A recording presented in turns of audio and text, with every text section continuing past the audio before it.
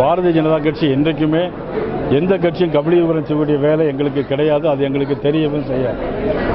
பீகார் மாநிலத்தை பொறுத்த மட்டிலும் ஆட்சியில் நாங்கள் எண்ணிக்கையில் குறைவாக இருந்தால் கூட நிதிஷ்குமார் அவர்கள் இவ்வளவு காலம் முதலமைச்சராக வைத்திருந்தோம். இன்றைக்கு காலகட்டங்கள் மாறும்போது அவருடைய மகன் இன்றைக்கு துணை முதலமைச்சராக வந்திருக்கிறார். ஆக அது எந்த விதமான கபலீகரமும் இல்லை. இவர் அதை பற்றி கவலைப்பட வேண்டிய அவசியமும் இல்லை என்பது தெரிவித்துள்ளார்.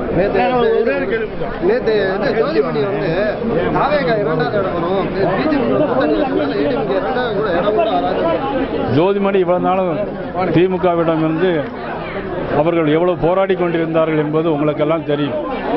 எந்த கட்சி எந்த இடம் வரும் என்பதை தமிழக மக்கள் தான் முடிவு செய்ய வேண்டுமே தவிர ஒரு மனிதன் யாரும் முடிவு செய்ய முடியாது. இது தமிழக மக்கள் தேர்தலில் பிரதிபலிப்பார்கள். நடைபெற்றுக்கொண்ட காட்டு தர்பார் ஆட்சி, சட்டம் ஒழுங்கு சரியில்லாத ஒரு ஆட்சி, கஞ்சா போதையில் நடைபெறுகின்ற ஒரு ஆட்சி. இந்த ஆட்சி சட்டம் ஒழுங்கு சரியில்லை, காவல்துறை கட்டுப்பாட்டிற்குள் இல்லை, முதலமைச்சர் எதையும் கண்டுகொள்ளவில்லை. ஆனால் மக்கள் மனதில் இனிமேல் இவர்களுக்கு இடமும் இல்லை.